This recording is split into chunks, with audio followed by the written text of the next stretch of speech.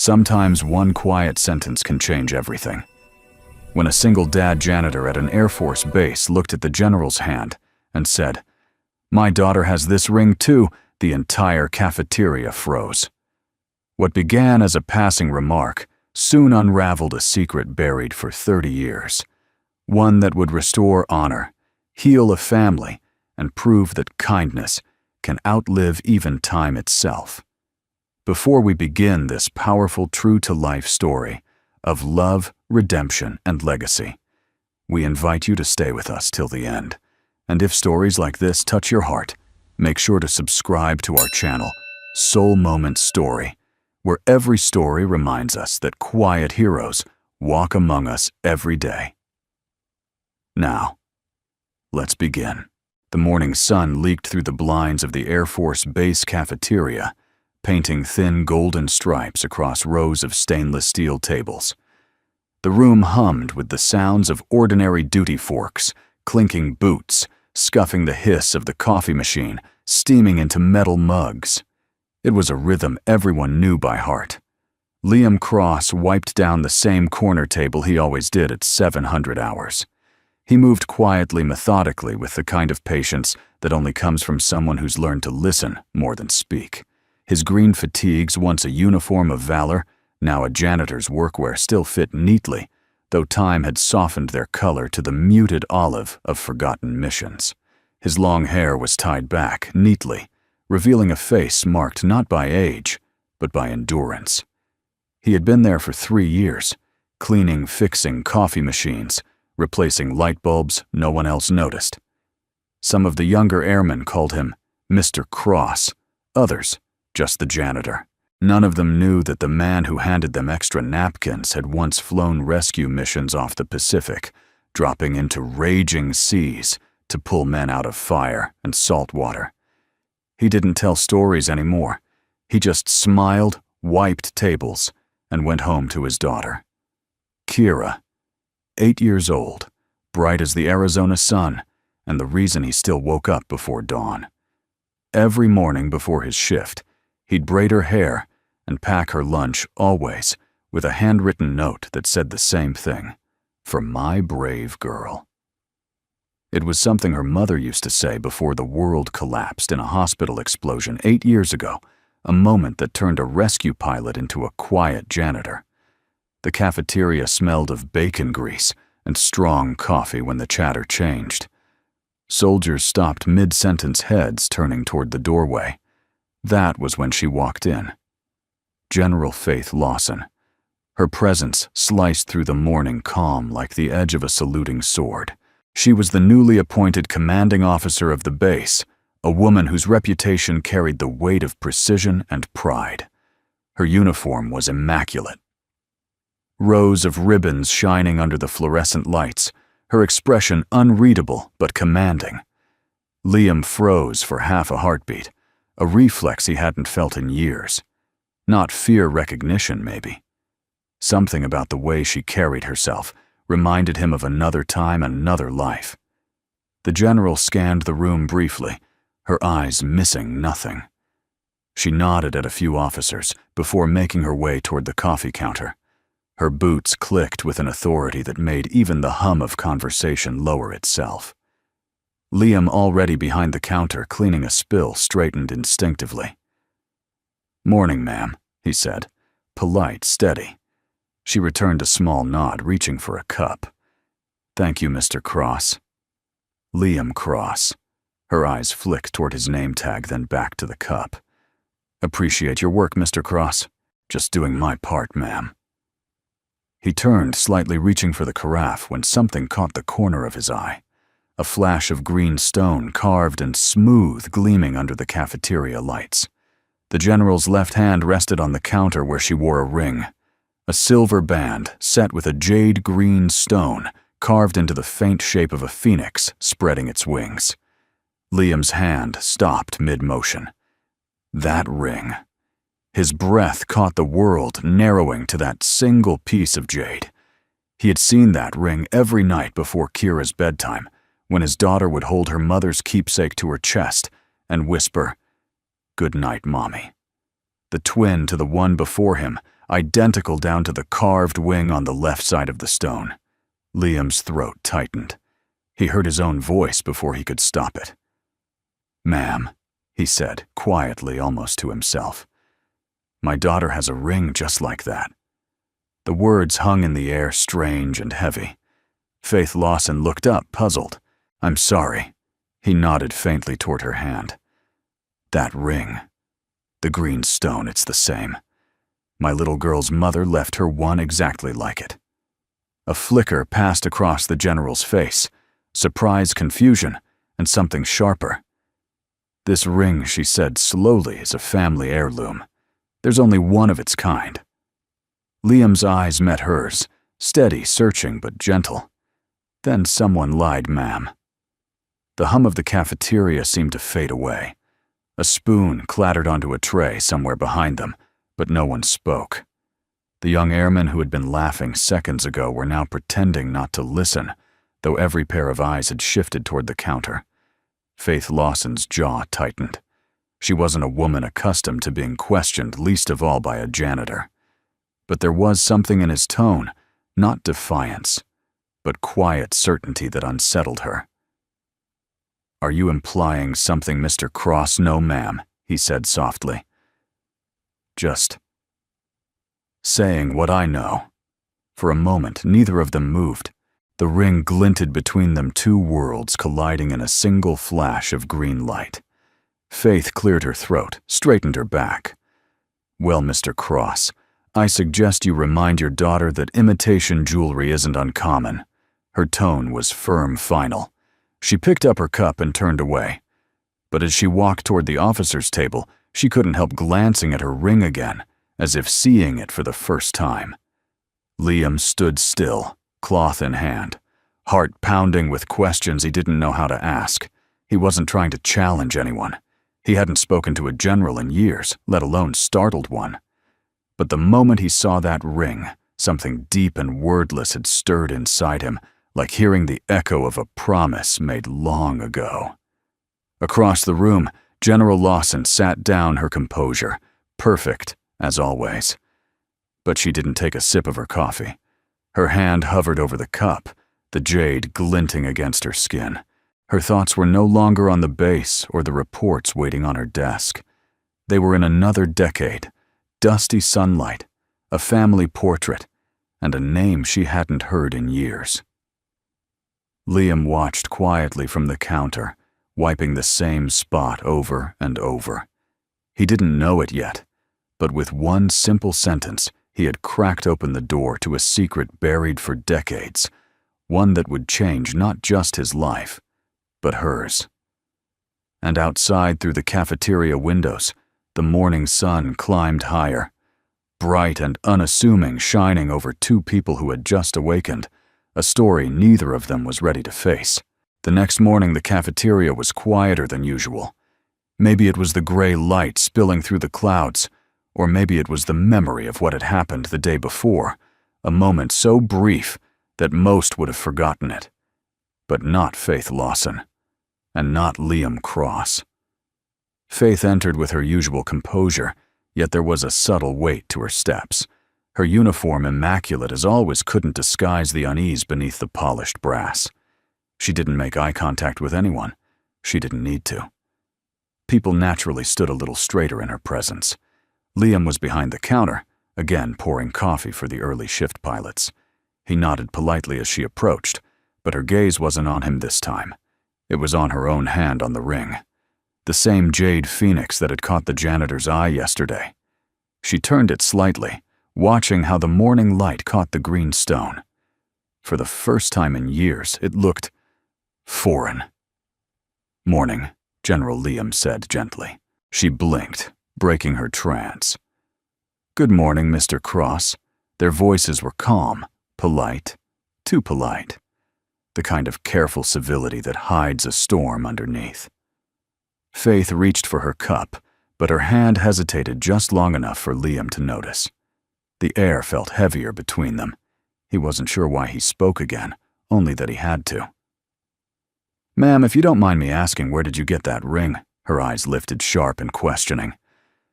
"Excuse me, I don't mean any disrespect," he said quickly. "It's just, my late wife had one just like it. Passed it down to our daughter." Faith's expression stayed composed, but her voice carried a faint tremor. "This ring belonged to my family for decades. It was my brother Jacob's idea, a twin set, he said, 2 phoenixes rising together. But the second ring was lost years ago. There's only one now." Liam's breath faltered. A twin set. The world seemed to tilt slightly under his feet. "Then someone must have found it," he said quietly, "because my wife had one. Same design. She called it her promise ring." Faith's gaze sharpened. "Your wife's name, Linda." "Linda Cross." He paused. "She passed away 8 years ago." Faith's hand tightened around the cup knuckles pale. Something deep within her memory stirred an echo of a name she couldn't yet grasp. "I'm sorry for your loss, Mr. Cross." "Thank you, ma'am." She turned, slightly ready to walk away. But curiosity, no unease, anchored her there. "You said your daughter wears it?" Liam nodded. "She never takes it off." The general gave a small, stiff nod and left the counter without another word. But as she sat down at her table, her mind wasn't in the cafeteria anymore. 2 phoenixes, a twin set. Jacob's voice echoed faintly in memory, her older brother laughing in the sun the day he presented the rings. "One for you, Faith, and the other, maybe for the one who'll carry our family forward." She had teased him, then called it sentimental nonsense. He had gone missing 2 years later on a classified mission. The ring was all she had left of him. Now, decades later, a janitor's quiet words had reopened that old wound. Faith lifted her hand again, staring at the jade's carved wings. Her thoughts swirled with impossible questions. Could it be a coincidence, a replica, or something more? Across the room, Liam continued wiping tables, pretending not to notice her glances. Inside, though, his mind was spinning. He'd seen that reaction before, the flash of shock, the instant denial. But what if she wasn't denying him? What if she was denying something she didn't want to face? That night after Kira went to bed, Liam sat alone at the small kitchen table of their base housing unit. The light above flickered softly. He reached into the drawer and pulled out a small wooden box. Inside lay the second ring, the same jade phoenix. Next to it, the faded photograph of his wife in her nurse uniform smiling shyly beside a young naval officer. The man's arm was around her shoulder. His uniform bore the name Lawson. Liam frowned. He'd seen that photo hundreds of times, but never really looked at the details until now. The same last name as the general's. Coincidence, maybe. But after today, coincidence felt like a fragile word. He turned the photo over. On the back, written in faded blue ink, "For Faith. Keep the promise." His heart stopped for a second. Faith. He whispered the name like a confession. It couldn't be. Could it? Liam leaned back, closing his eyes, the weight of memory pressing down like a tide. He remembered the day Linda showed him the ring for the first time. She'd smiled and said, "It's a promise between my father and his sister." He told her he'd come back one day. I guess the promise is mine to keep now. He'd thought it was just a family story. Now the truth flickered in front of him like a candle in the wind. The next morning, Faith Lawson didn't appear in the cafeteria. Liam spent the day distracted, barely noticing the time. Every sound reminded him of that ring, the way the light had hit it, the way she'd looked at him. When his shift ended, he walked home with the Arizona sun dipping low behind him, the box in his backpack feeling heavier than it should. At home, Kira was waiting by the window, her ring glinting on her small hand as she waved. "Daddy, look, I drew Mommy's ring again." Liam smiled faintly and knelt beside her, brushing a strand of hair from her face. "You did a great job, sweetheart. Mommy said this ring means we keep promises," she said proudly. His throat tightened. "Yeah, baby, it does." He looked at the ring on her finger, identical to the one on the general's hand. and felt the world narrowing around that small green stone. Somewhere across the base, Faith Lawson sat alone in her office, her desk lamp burning late into the night. The ring on her finger caught the same light that glowed through Kira's window miles away. 2 phoenixes, 2 promises, and a truth that neither of them was ready to face. Outside, the desert wind whispered through the flagpoles, carrying with it the scent of dust and memory. Something old was awakening something both sacred and painful. Tomorrow, the general would demand answers, and the janitor who once flew into fire would be ready to give them. The following morning dawned sharp and cold over the base. Wind swept fine dust across the flight line, and the sky was a thin, brittle blue. Inside the cafeteria, life returned to its usual rhythm, clatter-chatter, the hum of early duty. But beneath that routine hum, something in the air had changed. Faith Lawson entered right on time, but this time her presence drew more than just attention. It drew whispers.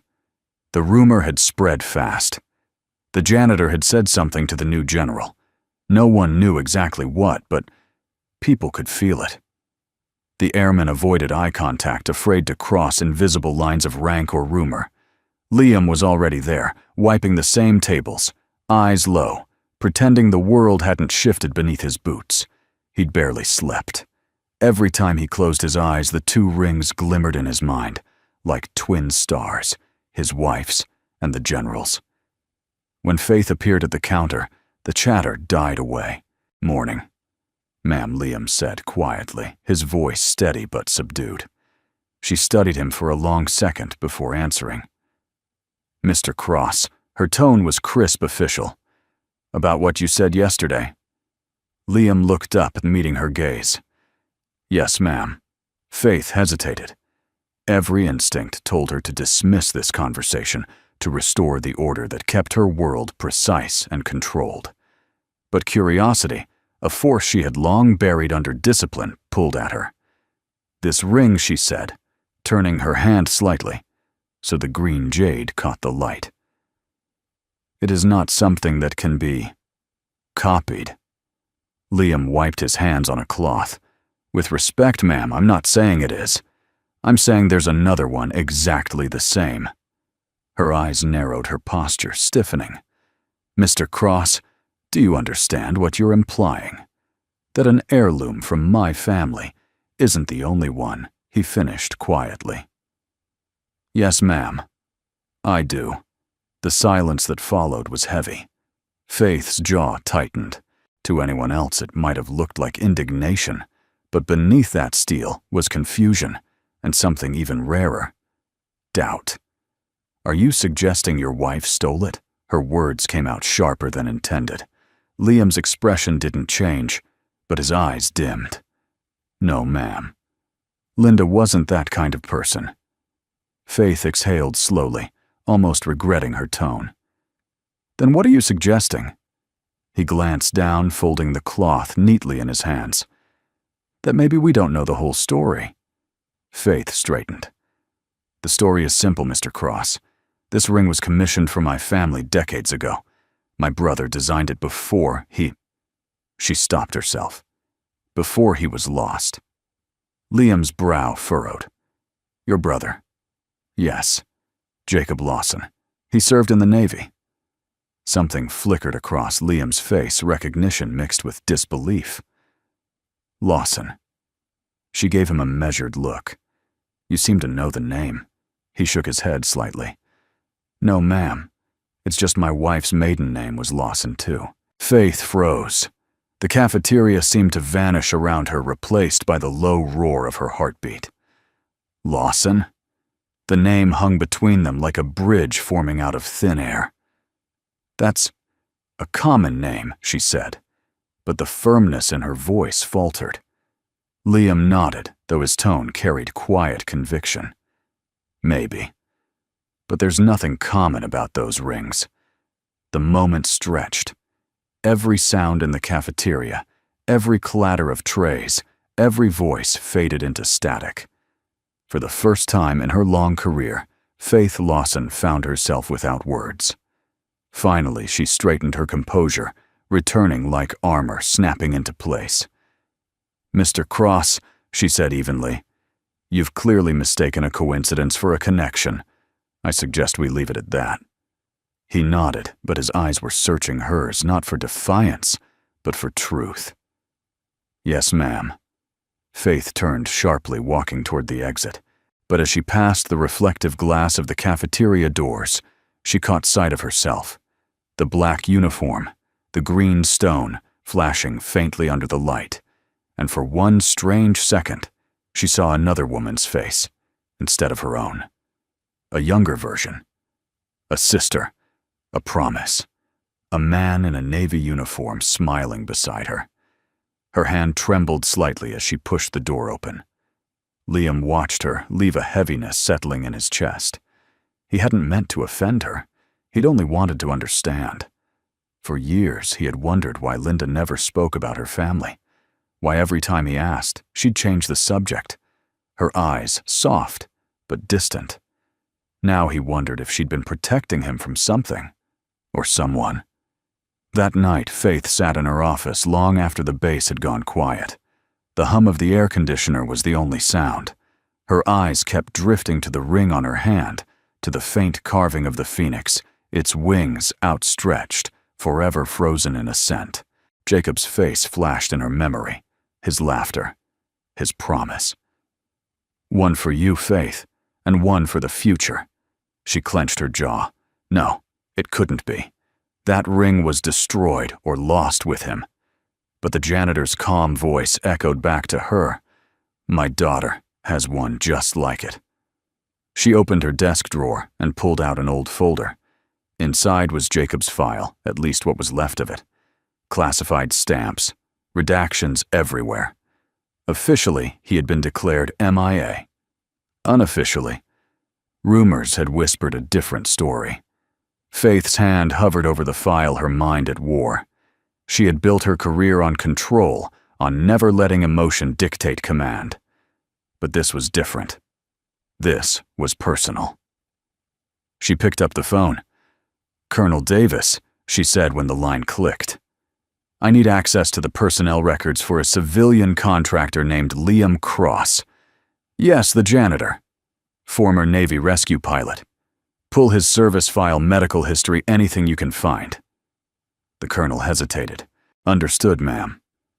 "May I ask, what for?" Faith's gaze drifted back to the jade ring. "Because something doesn't add up, Colonel. And I intend to find out what." When she hung up, she sat back, the weight of the past pressing down. For the first time in years, she felt the walls of her own certainty begin to crack.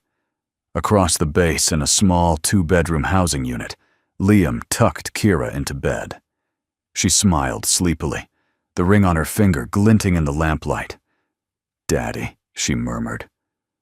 "Mommy said this ring was magic. Do you think that's true?" He brushed her hair back, gently forcing a smile. "I think it keeps promises," he said. "What kind of promises? The kind people never break."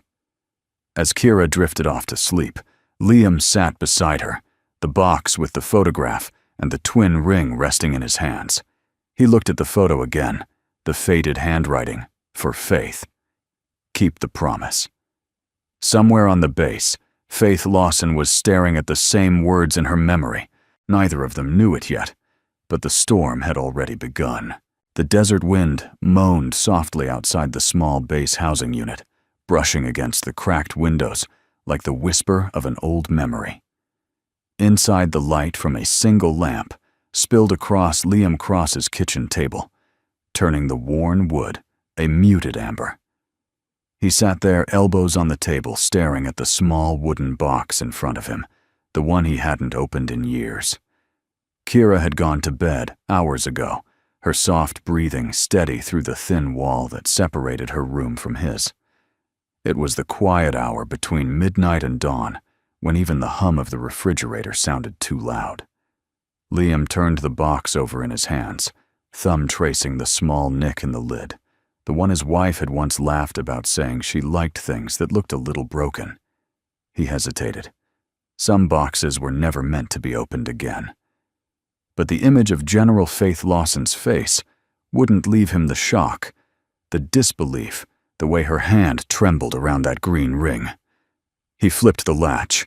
Inside lay the things he'd kept from another life, a few letters, a flight badge, and wrapped in a small linen cloth, the twin jade ring.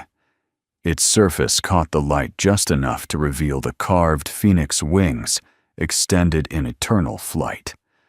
Beneath it was a photograph he hadn't looked at since the funeral, the edges worn, the colors faded like an old promise. He lifted it gently. The image showed two people standing side by side, a man in a Navy officer's uniform, his smile warm but reserved, and a young woman in medical whites. She looked radiant, proud, a glint of sunlight in her hair. Linda, his wife. Liam felt his throat tighten. He brushed a thumb over the man beside her. The name Patch was barely visible but still legible under the crease J. Lawson. His heartbeat quickened. Lawson. The same name that haunted the ring on Faith's finger. He turned the photo over. The handwriting was faint, shaky as if written in haste. For Faith, keep the promise. He read it again, his breath catching. Faith. Not Faith the word, but Faith the person. General Faith Lawson. He leaned back in his chair, the air in the room suddenly thin. The memory of Linda's stories drifted back, pieces, fitting together in ways he hadn't dared to imagine. She used to speak of her father, sometimes a man who disappeared when she was young, a man she believed was betrayed by the very people he served. And now, decades later, his daughter wore a ring that connected them all. Liam stood abruptly pacing the room. His mind raced, tracing back years of fragments and half-truths. Had Linda known who her aunt was? Had she wanted to tell him but couldn't? Or was she protecting someone or something by keeping silent? He looked again at the photo, at the steady gaze of the man beside her. There was something in that face. Quiet honor, grief, and pride. The kind of face that carried the burden of command. Jacob Lawson. If he truly was Faith's brother, then Linda was her niece, and Kira, her grandniece. The revelation struck him with a weight, both holy and terrible. He sank into the chair, hands trembling slightly as he stared at the photograph. Linda, he whispered, his voice breaking. What were you trying to tell me? The air seemed to hold its breath. For years, Liam had lived quietly, a man reduced by loss, content to fade into the background. But now the past was pulling him back, demanding to be seen. The photo wasn't just proof of connection, it was evidence of something larger, something hidden. The signature on the back, "Keep the Promise," sounded less like sentiment and more like instruction. He looked toward Kira's door, imagining her sleeping peacefully, the little jade ring catching the faint light from the hallway. He suddenly felt protective, almost afraid.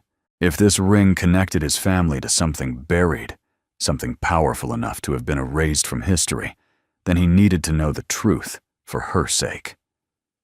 He closed the box gently and slipped it into his duffel bag. Tomorrow, he'd find a way to talk to the general again, not as a janitor, but as a man searching for the truth. Across the base in her private quarters, General Faith Lawson sat on the edge of her bed, unable to sleep. The room was immaculate, every detail precise, yet the order gave her no peace. Her eyes kept returning to the ring on her hand. Jacob's ring.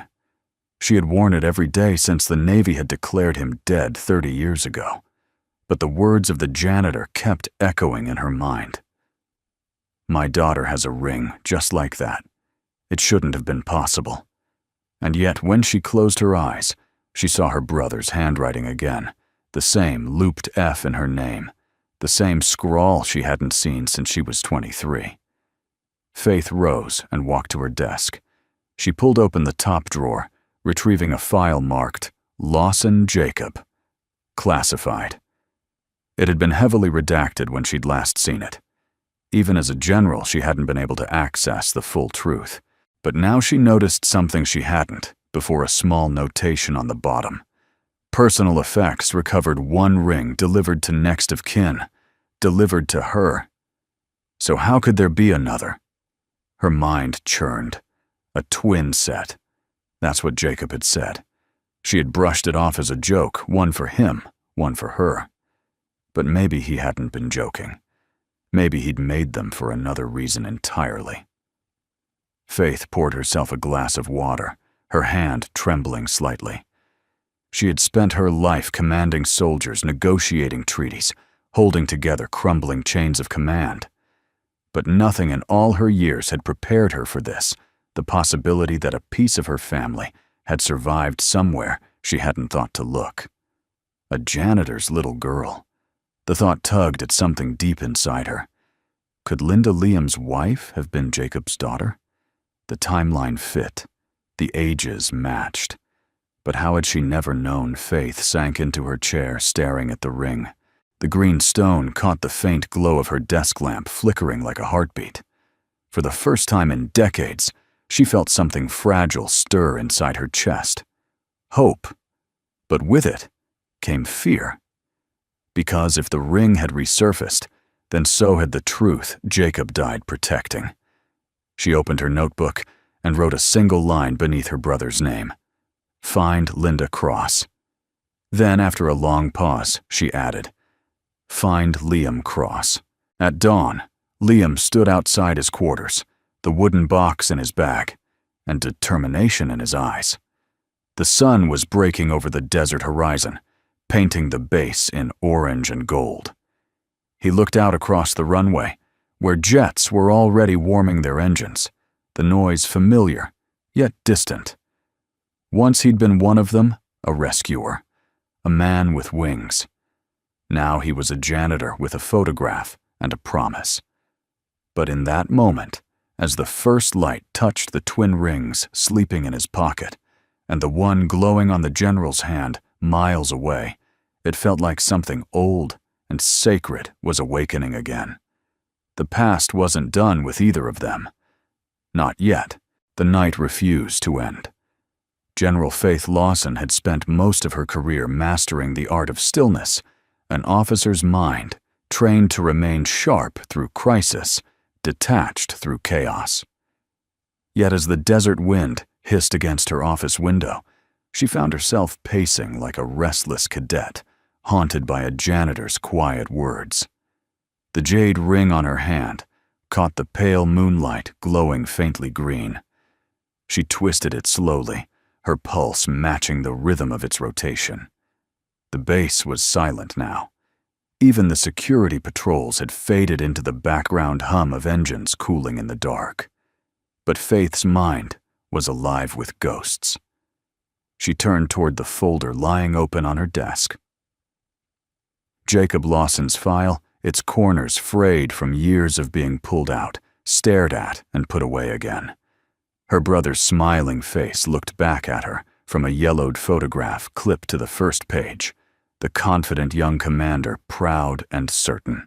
He had disappeared 3 decades earlier during a classified mission in the South Pacific, declared missing in action later, branded as a traitor by those who rewrote his story. Faith had never believed it. She'd spent years chasing whispers, trying to clear his name, until the military bureaucracy smothered her with silence. And now, a janitor's daughter wore a ring identical to his. Faith rubbed her temples. It was absurd, impossible. And yet her instincts, the same instincts that had saved her in countless command decisions, told her there was truth buried beneath the coincidence. She picked up the phone. "Colonel Davis," she said when the line clicked. Her voice, though calm, carried an undertone of urgency. "Did you find that file I requested?" "Yes, ma'am," came the reply, scratchy through the late-hour static. "Liam Cross, former Navy rescue pilot, honorably discharged after sustaining injuries in a hospital explosion 8 years ago." Faith's breath caught. "The same explosion that killed his wife, yes, General. Civilian casualties included a Linda Cross registered nurse, married to Liam Cross. Left behind, one daughter, Kira. Faith sat back in her chair, her hand tightening on the receiver. Do we have a maiden name for Mrs. Cross? There was a pause. Yes, ma'am. Lawson. Linda Lawson Cross. Faith closed her eyes. The sound of the colonel's voice blurred into static. For a long, suspended moment, she didn't move. Lawson. Her brother's name. Her niece. She swallowed hard, forcing air into her lungs. Thank you, Colonel. That'll be all. When she hung up, she sat motionless, her gaze locked on the photograph of Jacob. For 30 years, she had believed his bloodline ended, with him wiped away by rumor and shame. But now, in a modest base housing unit barely 2 blocks away, his granddaughter was alive. Faith stood abruptly, her uniform jacket still hanging from the back of the chair. She grabbed her car keys. Sleep could wait. The road between command housing and the enlisted quarters was empty. The base floodlights cast long white streaks across the asphalt, slicing through the night like frozen lightning. Faith drove fast, her thoughts racing faster. She didn't know what she was going to say. She only knew she had to see it with her own eyes, to see the girl, the ring, the proof. When she reached the small row of duplexes at the edge of the base, she parked and stepped out. The desert air was cold against her face, sharp enough to steady her thoughts. The Cross home was modest, neat lived in, with a small porch, light glowing against the dark. She knocked once quietly. After a few moments, the door creaked open, not by Liam, but by a small voice. Hi. Faith froze. The girl standing there had the same wide hazel eyes she remembered from old family photos, the same ones her brother used to have. She wore an oversized t-shirt and held a small flashlight shaped like a dolphin. Her hair, dark brown and wavy, fell over her shoulders like a soft shadow. Faith's voice trembled despite herself. Hello there. You must be Kira. The girl blinked. You know my name. Faith smiled faintly, trying to steady her voice. Your dad talks about you a lot. Kira grinned as if proud of that fact. He says I'm the brave one. I believe him. A rustle came from inside, followed by Liam's voice, low and wary. Kira. Who is it? He appeared a second later, his expression shifting the moment he saw Faith on the porch. He straightened instinctively, his old military bearing flickering back. General Lawson. It's late, ma'am. Faith nodded. I know. I'm sorry to come unannounced. I needed to speak with you. He hesitated, then stepped aside. Yes, ma'am. Please come in. The interior was simple, clean, but worn the walls decorated with Kira's drawings, airplanes, ocean rescues, and what looked like a pair of green rings surrounded by little phoenixes drawn in crayon. Faith's eyes lingered on that one before she turned back to Liam. Kira, oblivious to the gravity in the room, tugged at her father's sleeve. Daddy, can I show her the ring? Faith's breath caught. Liam froze, looking at her uncertainly, but before he could answer, Kira was already holding out her small hand. The jade ring gleamed under the lamplight, identical in every detail to the one on Faith's own hand. For a moment, neither adult spoke. Faith's heart pounded against her ribs as she crouched to Kira's level. May I see it? Sweetheart? Kira nodded and slipped the ring off. Faith held it delicately between her fingers, her vision blurring with emotion. The carving, the curve of the wings, everything matched perfectly.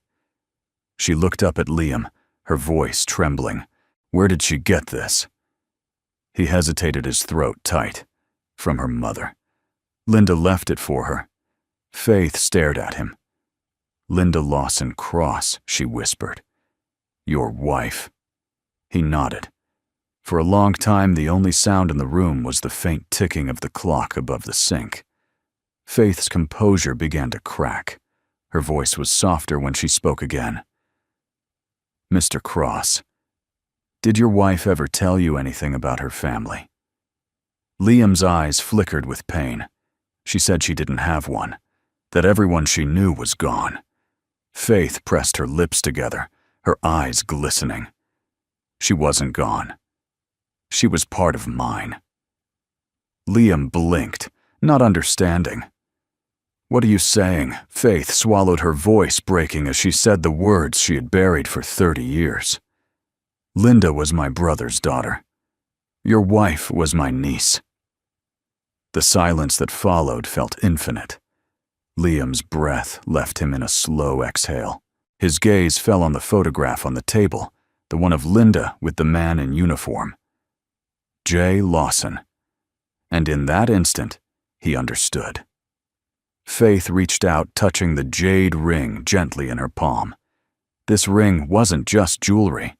It was a message, a promise from Jacob Lawson that his family would endure even when the world tried to erase it. Liam's voice was a whisper, and we were the ones who carried it. Faith nodded, tears shimmering on her lashes. "Yes, without even knowing it, you kept my brother's promise alive." Kira watched them quietly, her small voice breaking the silence. "Does that mean we're family?" Faith looked at her, unable to hold back the emotion any longer. She knelt and pulled the girl gently into her arms. "Yes, sweetheart," she whispered. "You are my family." Outside, the first pale light of dawn touched the desert horizon, glinting off 2 jade rings, one on the hand of a general, one resting in the palm of a little girl. For the first time in 30 years, the Lawson family had found its way home. The next morning, dawn spilled over the base like a slow exhale. Pale light touched the hangars, the flagpoles, the cafeteria windows, all the same places where duty had ruled for years. But inside, General Faith Lawson duty had just been replaced by something she'd long buried family. She hadn't slept. Her eyes were red from reading through Jacob's file again and again, cross-referencing dates, missions, and the photograph Liam had shown her last night. It was impossible, and yet every piece fit. Linda Lawson Cross, her niece, the daughter of the brother the world had branded a traitor. Faith had been trained to face battlefield losses with composure. But this was different. The loss she'd mourned wasn't just her brother. It was an entire branch of her family tree pruned away by lies. Now she knew the truth, but she needed to see it once more to feel it. By Go 700, she was driving toward the residential wing again, her black sedan kicking up desert dust. Her fingers tapped the steering wheel unconsciously, the jade ring gleaming faintly with every flicker of morning sun. When she reached Liam's home, she hesitated before knocking. There was something deeply personal, even fragile, about standing outside the door of a man who'd unknowingly carried her family's bloodline forward. The door opened before she could decide. Kira stood there again this time, in a light blue dress, her hair tied in a lopsided braid. The jade ring glinted on her small hand. "Hi, General," she said cheerfully. "Daddy's making pancakes." Faith smiled despite herself. "That sounds wonderful, sweetheart." "May I come in?" Kira nodded and skipped inside, calling over her shoulder. "Daddy, the lady from last night's here." Liam appeared moments later, wiping his hands on a towel. The smell of coffee and maple syrup lingered in the air. His expression was cautious, but not cold, just the steady calm of a man who'd lived long enough to respect the weight of silence. "Morning, ma'am," he said. "Morning, Mr. Cross." Faith replied, then added softly, "Please, just Faith today." He blinked, surprised by the tone. "All right. Faith." She took a deep breath, her eyes sweeping over the modest living room, the photos of Linda, the drawings on the wall, the life that had continued quietly beyond the reach of history. "I owe you an apology," she began, "for doubting you, and for doubting what your wife left behind." Liam shook his head. You don't owe me that, ma'am. You couldn't have known. Faith hesitated, then crouched beside Kira, who was busily arranging crayons on the table. Sweetheart, she said softly. Your mommy, did she ever tell you where she got that ring? Kira nodded without looking up. She said it was from her daddy, and that he told her to keep it safe because it was a promise. Faith's throat tightened. What kind of promise? Kira tilted her head, thinking. That no matter what happens, our family will always come back together. The words hit Faith like a bullet made of light. Jacob's voice echoed in her mind, his laughter the day he gave her the twin rings. One for you, Faith. One for the one who'll carry our name forward. Keep them safe, little sister. Faith had smiled then, thinking he was being sentimental. She'd tucked the ring away, never realizing the second one would someday find its way to the hands of his granddaughter. Liam watched her silently, his face softening as he saw the change in her expression. You knew him, didn't you? He asked gently. Jacob Lawson. Faith nodded slowly. He was my brother, and your wife was his daughter. Which makes Kira my niece, she finished for him, her voice trembling. My only living family. Liam sank into a chair, absorbing the words. He looked at Kira, innocent, bright, playing with crayons, and suddenly everything about her made sense. Her steady calm, her quiet curiosity, her natural grace. She carried the same unshakable steadiness. Her mother had the same spark of spirit he imagined Jacob once did. Faith took a slow breath and continued. When Jacob disappeared, they said he defected, that he'd betrayed his crew. But I never believed it. I spent years trying to find the truth, until I was warned to stop. Warned, Liam asked. She nodded. There were higher powers involved, files erased, orders rewritten. I was young then, and I didn't have the authority I do now. But I always kept this ring as proof of who he really was. She looked toward the window, the sunlight catching the jade stone on her hand. And now, here it is again, decades later, on your daughter's finger. The room fell silent. Even Kira seemed to sense the weight in the air. Faith turned to Liam, her expression resolute. I don't know how your wife found me, or why she didn't reach out, but I intend to find out. For Jacob, for Linda, for all of us. Liam nodded slowly. Then I'll help you. She looked at him surprised. You'd do that. I owe it to Linda, he said simply. She carried that secret her whole life. Maybe she was trying to protect something or someone. But if there's a truth she couldn't tell, I want to uncover it for her. Faith's eyes softened. You remind me of him, you know. My brother. He had that same calm, that same refusal to give up no matter how heavy the world got. Liam smiled faintly. Maybe that's why Linda loved me. Faith laughed softly, a sound she hadn't made in months. It felt strange and healing.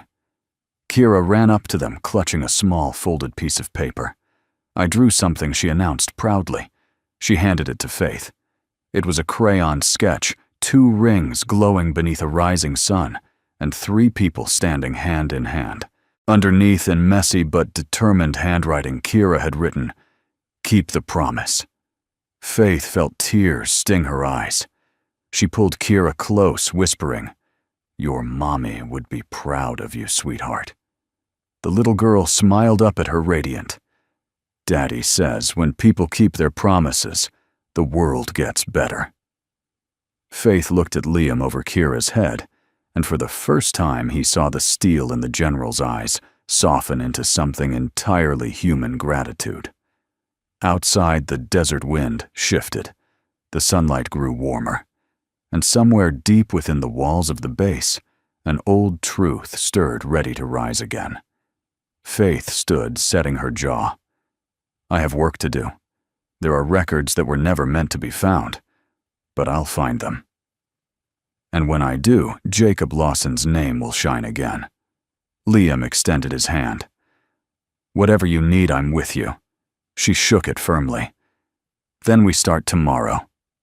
Together. As Faith walked back to her car, she glanced once more at the ring on her finger. It no longer felt like a relic of loss. It felt like a living pulse, one that now had another heartbeat beside it. The promise hadn't been broken. It had only been waiting. The sun had barely lifted over the mountains when General Faith Lawson strode into her office, her uniform sharp, her jaw set like carved steel. The sleepless night had done nothing to dull her resolve, it had sharpened it. A truth had surfaced, but truths she knew had a way of coming with consequences. She poured herself a cup of black coffee and stared out the window as jets streaked across the dawn sky. For the first time in years, she wasn't thinking about chain of command or logistics reports. She was thinking about Jacob. Her brother had died under a stain that was never his. And now that she knew his daughter had lived, Faith felt the fire that had driven her as a young officer return. This time, she wouldn't stop until his name was cleared. Faith sat down and opened her secure console. "Base intelligence clearance level Omega," she said aloud. The machine recognized her voice and flickered to life, a familiar hum filling the room. She began typing. "Jacob Lawson, case files, archive." The screen blinked, then displayed a red warning, restricted. Files classified under internal review. Faith frowned. "Override authorization. Lawson A27, another beep. Access. Limited. Contact Records Administration." She clenched her jaw. They've buried him again. Faith picked up the phone. "Colonel Davis." "Yes, General. I need everything the Defense Archives has on Colonel Jacob Lawson, full digital and hard copy, including classified mission logs." There was hesitation on the other end. "Ma'am, those records were sealed during the Pacific Operations Review in 1996. I'm not sure they even exist anymore." "Then find someone who is sure." Her tone was cold, final. "Today." "Yes, ma'am." She hung up, exhaling slowly. The ring on her finger felt heavier than usual. That afternoon, the files arrived in a locked steel case. Faith signed the delivery slip, dismissed the courier, and set the case on her desk. The label read, "Lawson Jacob. Personnel history. Declassified portion." "Declassified portion," she muttered. "We'll see." She cracked the seals, opened the lid, and began leafing through the folders. Most were standard reports, commendations, flight logs, medals earned. Jacob had been one of the Navy's finest, a man respected by every peer he ever served with. But halfway through the pile, Faith found a file stamped, "Restricted Mission Phoenix." Her heart skipped. Phoenix. The same word carved into the twin jade rings. She opened it. Inside were scattered mission summaries, all heavily redacted.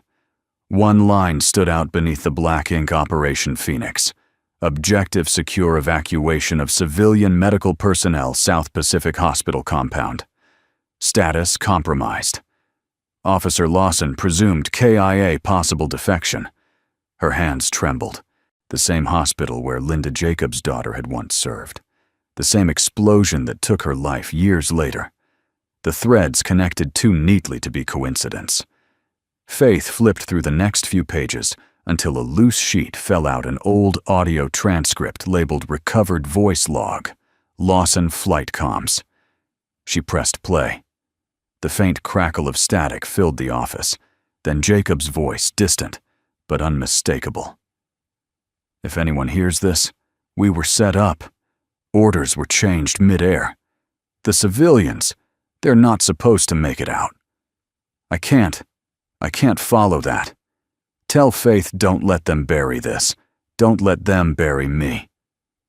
The recording cut to silence. Faith's breath caught. Her hand covered her mouth as tears burned behind her eyes. Her brother hadn't betrayed anyone. He had refused to obey a corrupted order. He'd died protecting the innocent.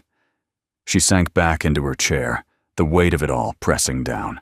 For 30 years, she'd lived under the shadow of that lie, building her career on the ruins of her brother's name. And now, at last, she had the proof she needed to clear him. But something else caught her attention, an annotation at the bottom of the file, handwritten in blue ink. All supporting materials, audio mission plans, debrief logs, archived under Personnel Code, LC3, restricted to internal review. Faith froze. LC3, Liam Cross. Her pulse spiked. Could Liam have been unknowingly holding the last piece of evidence all this time? She picked up the phone again. Colonel Davis, cross-reference LC3 with any personnel or mission files linked to Operation Phoenix. Right away, ma'am. Minutes later, he called back, his voice uncertain. General. The LC3 code links to a medical transfer manifest 8 years ago. The destination was the same hospital that exploded, the one where Linda Cross died. Faith's grip on the phone tightened. So the files weren't destroyed. They were there. Yes, ma'am. But the storage archive burned down in the explosion. Not all of it, Faith murmured. Something survived.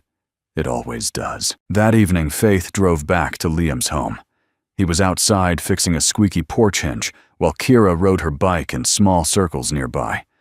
General Lawson, he greeted standing. Faith, she corrected, automatically stepping closer. We need to talk. Inside, she spread the recovered documents across his table. The mission summaries, the photo of Jacob, the audio transcript. Liam's eyes darkened as he read them, his expression shifting from curiosity to disbelief. My God, he whispered. He didn't defect. No, Faith said firmly. He refused an order that would have killed civilians. They called it treason to protect the officers who issued it. Liam shook his head. And they buried it. Yes. And now they've buried his daughter's death in the same fire that destroyed the evidence. He looked up. So what do we do? Faith straightened the commander in her, rising again. We rebuild the case. I still have contacts in the Department of Defense and the JAG Corps. If we can find even one witness or surviving technician from that mission, someone who can verify this recording, we can reopen Jacob Lawson's Court of Honor. Liam nodded slowly, resolve settling in his eyes. Then I'll help you find them. Faith smiled faintly. You remind me of him more every day.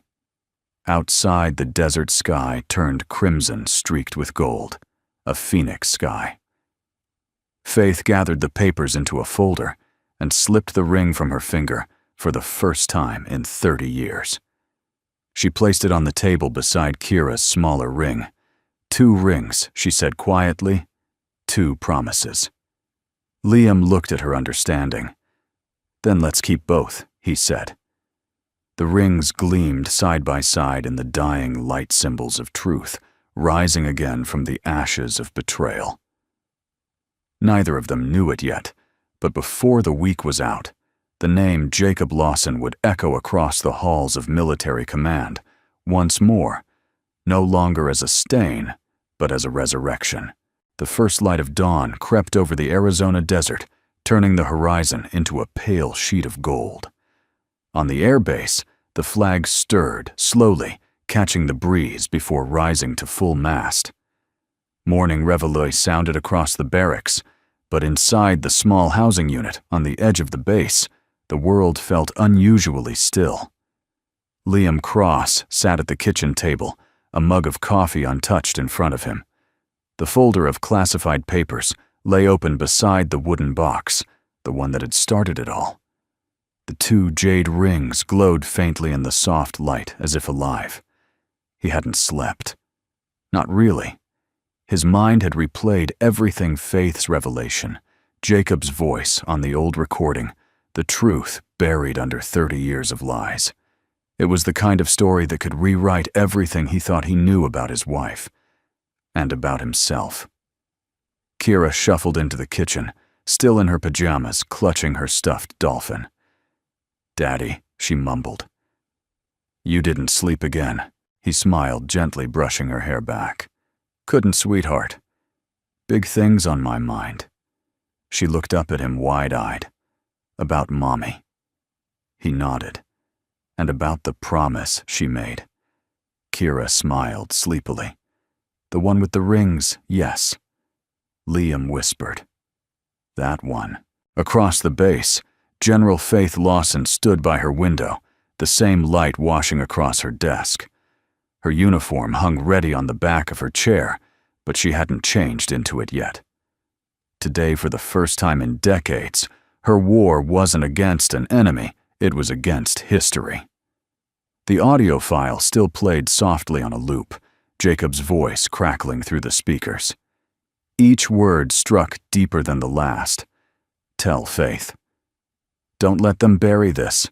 She turned off the recording and picked up the phone. Colonel Davis, she said, her voice low but steady. Schedule an emergency meeting with the Department of Defense Review Board. Noon. Tell them I'm reopening the case of Colonel Jacob Lawson. There was silence on the line. Then a cautious "Ma'am, are you certain that case was sealed?" For I'm certain. Yes, General. Understood. Faith hung up. Her reflection stared back at her from the window, hard eyes gray at the temples, but alive in a way they hadn't been for years. She slipped the jade ring back onto her finger, then gathered the files and drove to the Cross residence. Liam opened the door before she could knock. He looked like he'd been waiting for her. Faith, he greeted. Liam. She glanced at the folder in his hands. You found something else. He nodded. Something Linda wrote. I found it last night in the bottom of the box. He handed her a folded piece of paper. The edges were yellowed, but the handwriting, elegant, neat, was unmistakably Linda's. Faith unfolded it carefully. If you ever find this, it means the truth found you first.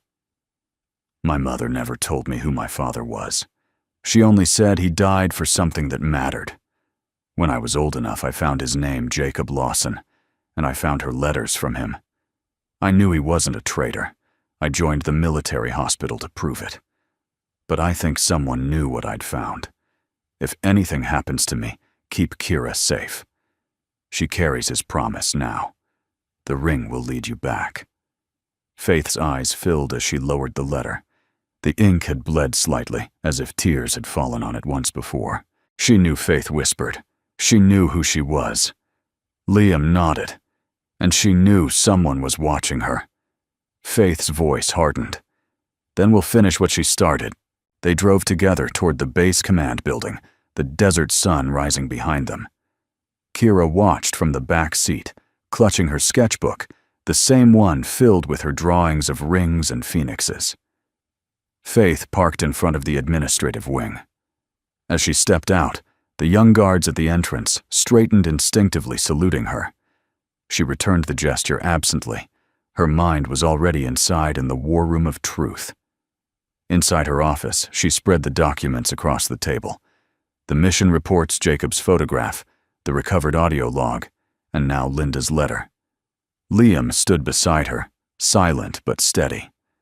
Faith turned to him. I've spent years being the one who asks questions no one wants to answer. But I can't fight this alone anymore. You won't have to, Liam said simply. She looked at him, her composure softening. When this goes public, they'll come after me. And maybe you too. You sure you're ready for that? Liam gave a faint smile. I've already lost everything once. I'm not afraid of losing the rest, if it means my daughter grows up knowing where she came from. Faith exhaled the ghost of a smile crossing her face. You sound like my brother. He shrugged lightly. Maybe it runs in the family. By mid-morning, the review board had gathered an austere panel of officers in crisp uniforms, their medals catching the sterile light of the conference room. The kind of room where truth was often dressed as protocol. Faith stood before them unflinching. Liam sat behind her, the letter and audio recording ready in his hands. General Lawson, the presiding officer, began this request for reopening the case of Colonel Jacob Lawson has been denied multiple times in the past. What makes this time different? Faith met his gaze squarely. Evidence. Proof that was buried with the victims of the Pacific Hospital explosion 8 years ago. She gestured to Liam, who stepped forward and placed the files on the table. This, Faith continued, is a recovered audio log confirming that Colonel Lawson was following his orders until they were altered by an internal override. He chose to disobey to save civilians. For that, he was branded a traitor. The board members exchanged wary glances, and this, she said, holding up the letter, was written by his daughter, Linda Lawson Cross, who died in that same hospital explosion, still trying to uncover the truth her father died protecting. The room fell silent. Only the faint whir of the ceiling fan filled the air. One officer leaned forward. "General, these are serious accusations. You're implying a decades-long cover-up involving multiple administrations." Faith nodded. "Yes, and I'm implying it because it's true." Her voice was calm, but cutting every word measured and deliberate. "I've served this country for 40 years. I've seen good men destroyed because it was easier to erase them than admit someone made a mistake. Jacob Lawson wasn't one of those mistakes. He was a hero." The officers exchanged quiet murmurs, their eyes flicking between the evidence, the general, and the man standing silently behind her. Faith pressed the play button on the recorder. Jacob's voice filled the room again, raw and human. "Tell Faith, don't let them bury this. Don't let them bury me." When it ended, no one moved. Faith looked around the table, her voice trembling for the first time. "I didn't, and I never will." The presiding officer sat back slowly, his expression unreadable. "General Lawson, we'll review this evidence immediately." Faith gave a small nod.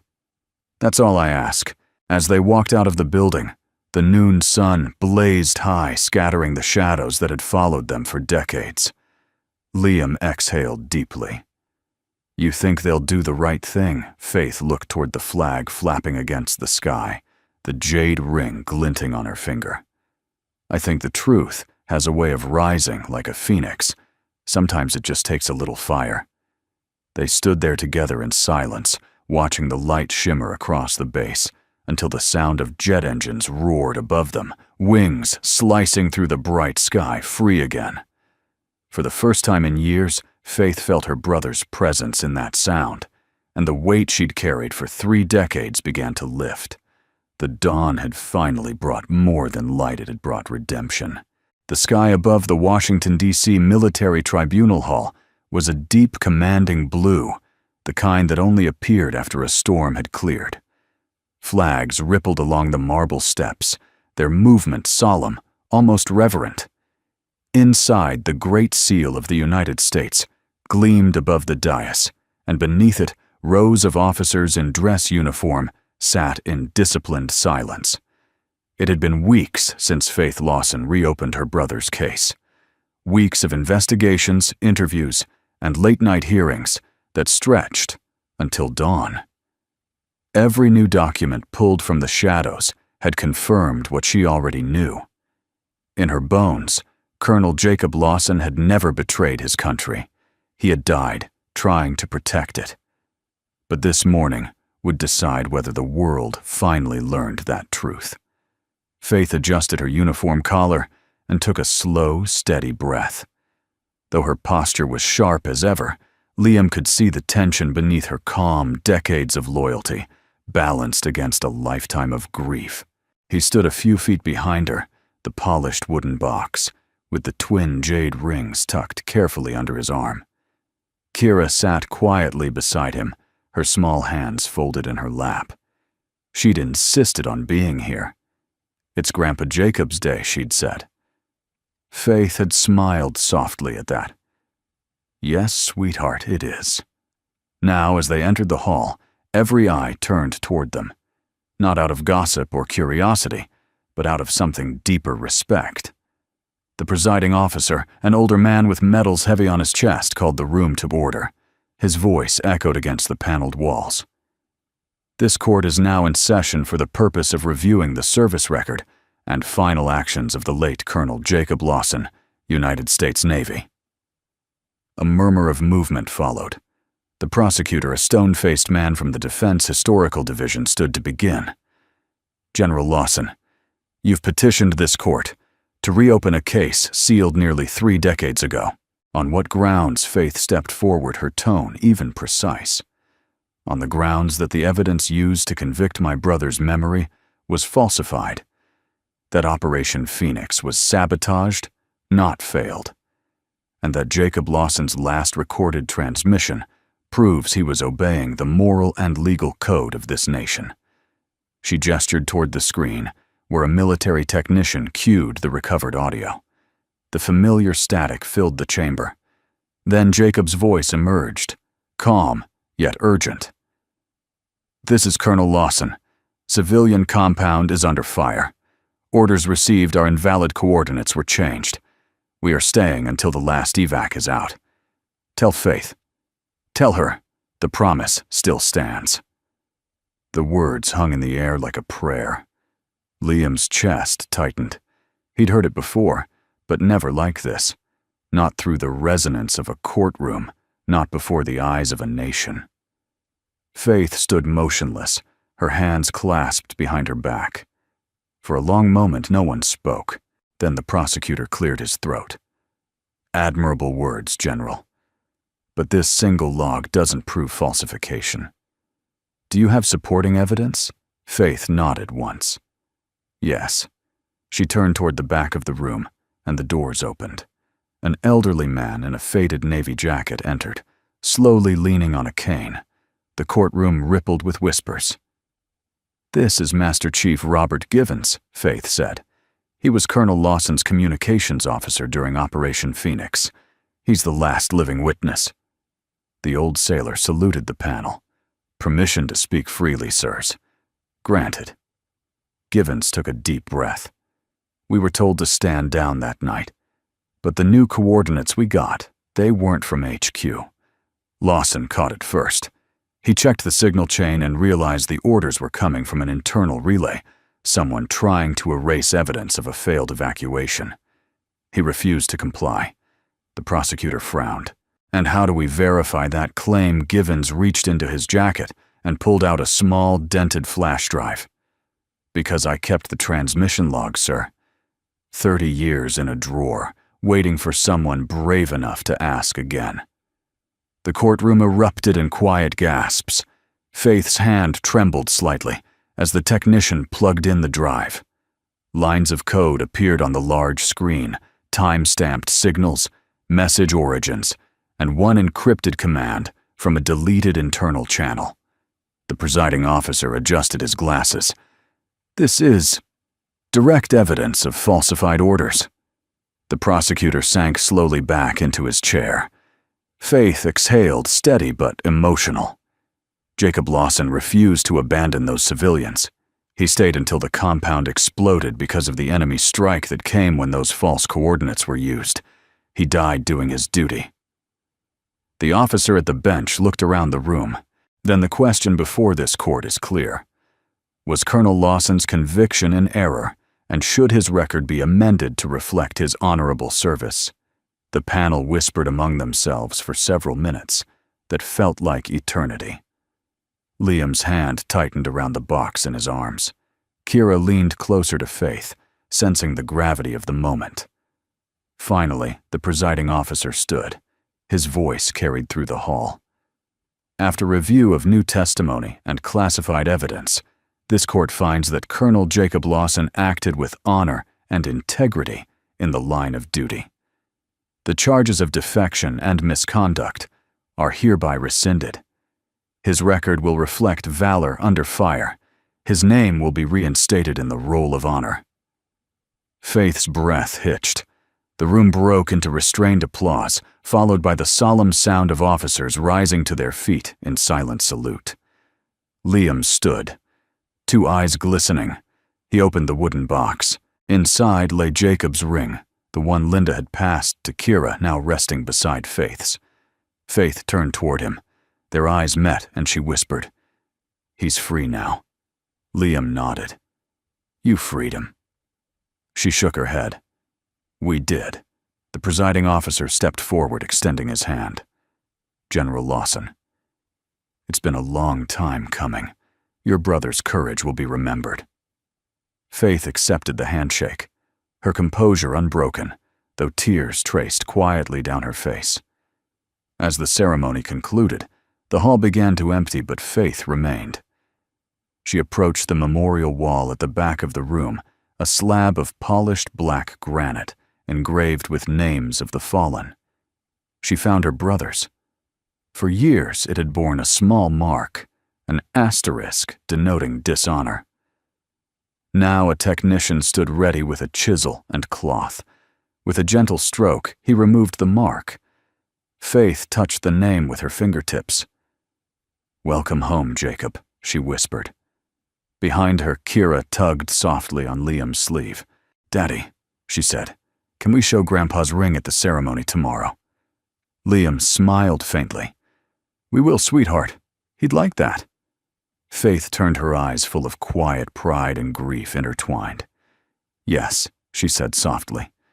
"Tomorrow, the world will see that a promise kept can outlast any lie."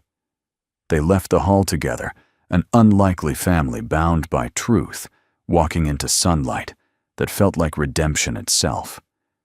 The wind carried faint echoes of salute commands and the rustle of flags, as if even the air was standing at attention.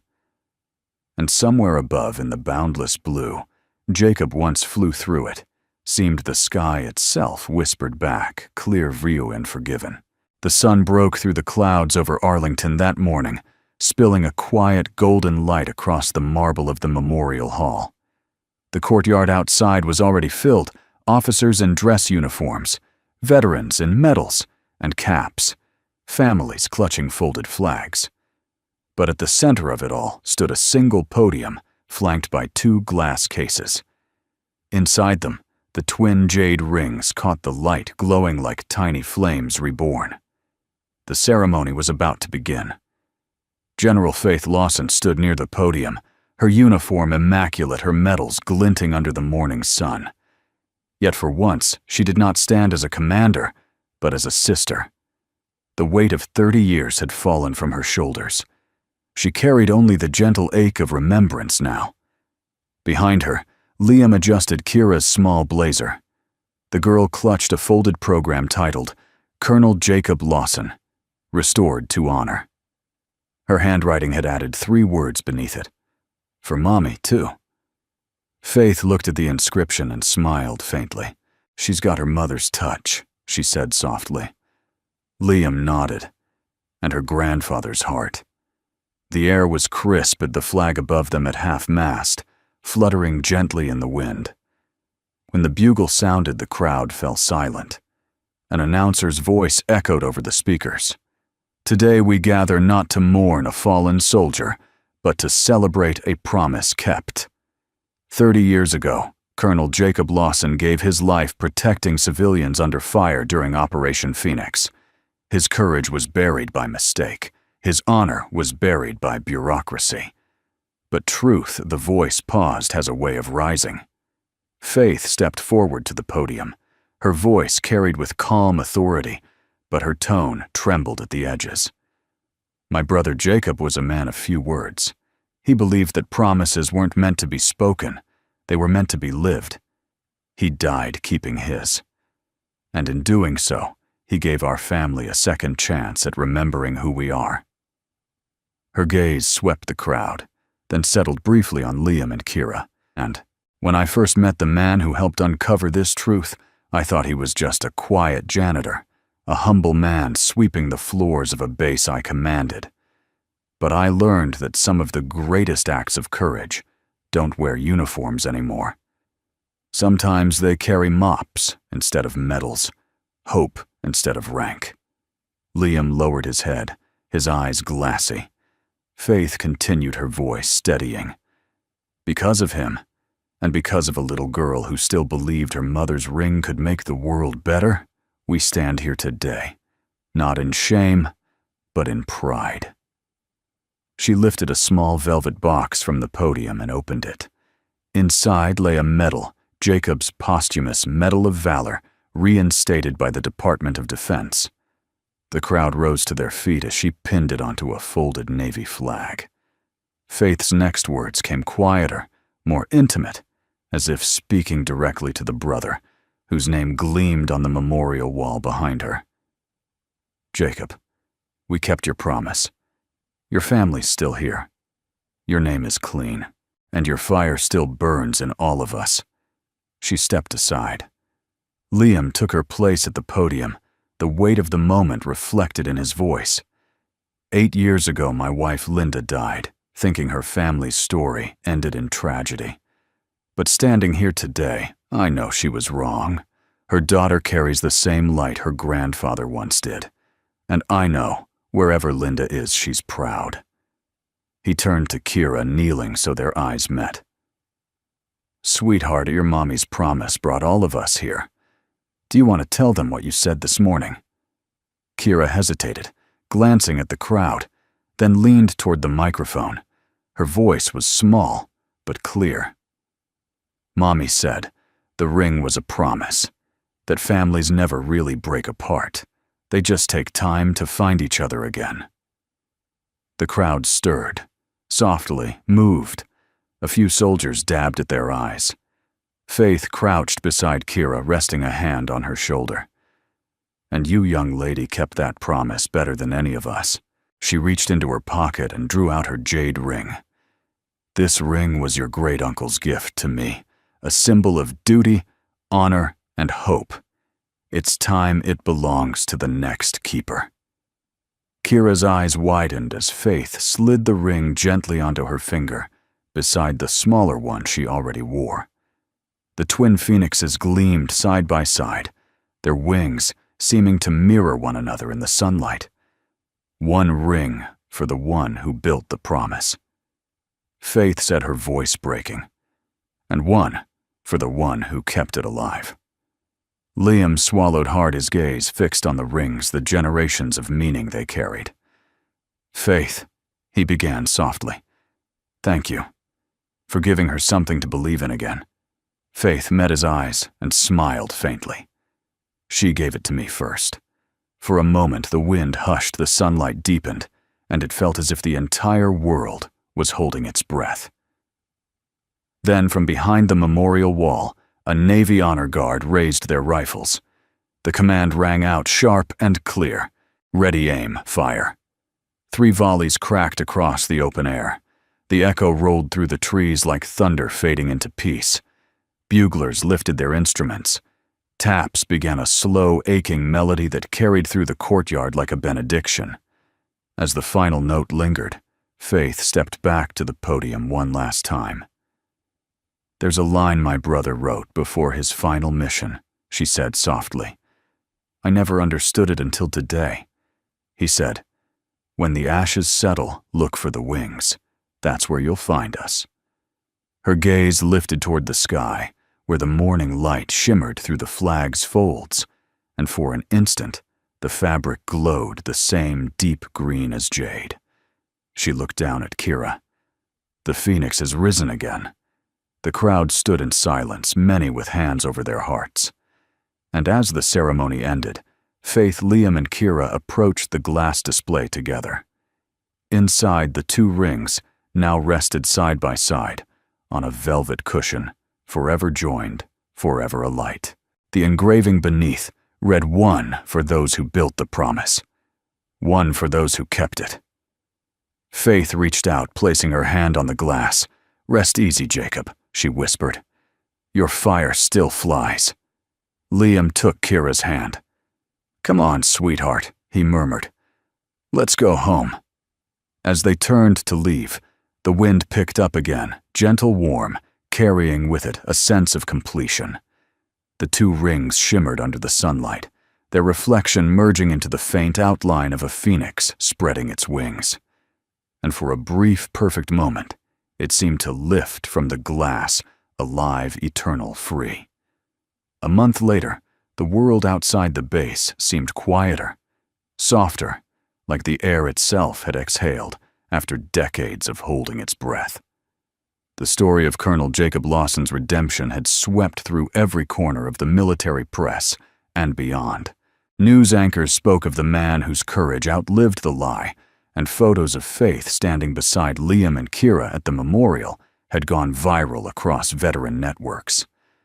To most people, it was just a story of justice delayed, but for the three of them, it was something deeper, the restoration of a name and the rebirth of a promise.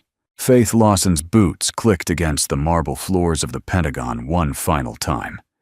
Her resignation letter lay signed on the mahogany desk before her, short, precise, and characteristically calm. After 40 years in uniform, she was stepping away, not in defeat, but in peace. As she looked around her office, its walls lined with commendations and framed maps of missions, she'd commanded her gaze landed on a small glass case on the corner shelf. Inside, a faded photograph of two young siblings in navy whites smiled back at her. Jacob and Faith, long before the war, long before secrets. She smiled softly. "We kept the promise, Jake," she whispered. When she closed the door behind her for the last time, it didn't feel like an ending. It felt like a return. Outside, the base had gathered for a quieter ceremony that morning, a new beginning. A small banner stretched across the entrance of the newly built educational center near the airfield. The words shimmered in the morning sun. "The Lawson Promise Fund for the children of the fallen." Faith stood at the edge of the crowd, hands clasped behind her back, as Liam stepped up to the podium. His old green fatigues had been pressed clean for the occasion. He looked both humbled and proud, the way men do when they find themselves at the center of something larger than their own story. When Faith told me she wanted to start this fund, Liam began. I told her she didn't need to put our name on it. She said she wasn't. She said she was putting Jacob's promise on it, the promise that no sacrifice would be forgotten and no family would be left behind. He paused, scanning the faces before him: pilots, mechanics, cafeteria, workers, young cadets who'd grown up hearing whispers about the Lawson case. "This isn't just a scholarship," he continued. "It's a lifeline. For every kid who's lost a parent in service, it's a reminder that they're not alone. That kindness and courage don't end with a uniform." Faith watched him quietly, her heart swelling with a pride she couldn't name. Then Kira took the stage. Her small hands gripped the microphone as she glanced nervously at the crowd. Faith knelt beside her, giving a reassuring nod. Kira took a deep breath and spoke, her voice clear and soft. "My mommy said, good people keep their promises, even when it's hard. My grandpa did that. My daddy does that. And now, we all can too." The crowd murmured with warmth. A few soldiers smiled. Others blinked back tears. Faith's hand found Liam's for a brief moment, an unspoken exchange of strength, of gratitude. Two lives that had once collided by accident were now bound by purpose. Later that afternoon, after the crowd had gone and the sunlight had turned amber across the tarmac, Faith walked with Liam and Kira to the memorial courtyard. At its center stood a new glass case, flanked by small granite benches and a bronze plaque etched with simple words, "For those who kept the promise." Inside the glass, resting on a dark velvet base, lay the two jade rings side by side, eternally lit by the afternoon sun. The carvings of twin phoenixes caught the light just right, forming the faint illusion of motion. Wings outstretched, ready to rise. Kira pressed her small hand to the glass. "They look like they're flying Daddy." Liam smiled. "Maybe they are, sweetheart." Faith stood a few steps away, her eyes glistening. Jacob always said the phoenix was a symbol of renewal. He believed that no matter how much gets lost, something good always rises again. She reached into her coat pocket and pulled out a small folded piece of paper, Jacob's handwriting preserved after decades. "For Faith, keep the promise." She laid it gently at the base of the glass. "Now it's kept," she whispered. As the sun began to dip, the courtyard filled with the long shadows of the flagpoles. Faith, Liam, and Kira sat together on one of the benches, watching the amber light glow through the rings. "You ever think you'll go back to flying?" Faith asked softly. Liam smiled faintly. "Maybe one day. But for now, I think I'm right where I'm supposed to be. The cafeteria needs fixing, and Kira's got homework." Faith chuckled quietly. "A hero with a mop. I suppose there's a symmetry in that." He grinned. "Heroes come in all uniforms, ma'am. Some of us just trade ours for aprons." Her laughter faded into a thoughtful silence. "You know, I spent half my life thinking leadership meant giving orders. But now, I think it's about keeping faith literally and figuratively." "Seems fitting," Liam said. Faith smiled. "Maybe that's why you found me. Maybe Jacob knew I'd need a janitor to remind me how to clean the dust off an old promise." The wind carried a faint sound through the air, like wings brushing against glass. They all looked up. A formation of jets passed overhead, their tails catching the sunlight, leaving trails of silver across the sky. Kira pointed her eyes bright. "Look, the phoenixes are flying." Liam wrapped an arm around her shoulders. "Yeah, baby. They are." Faith tilted her head back, the glow of the setting sun catching her eyes. "And they always will."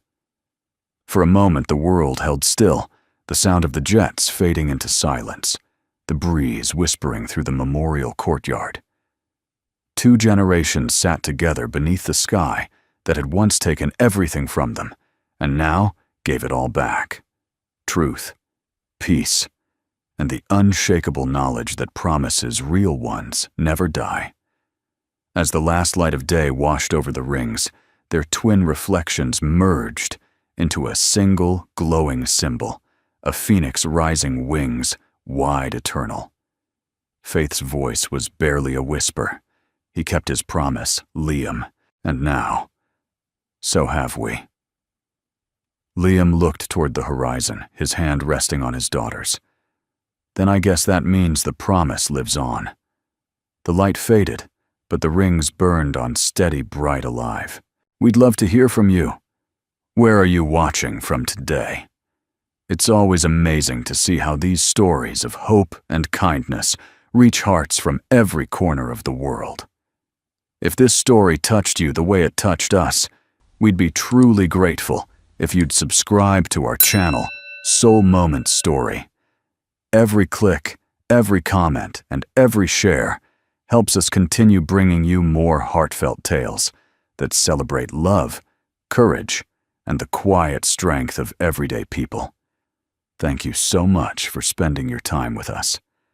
Until next time, stay kind, stay hopeful, and remember, a promise kept can change a life.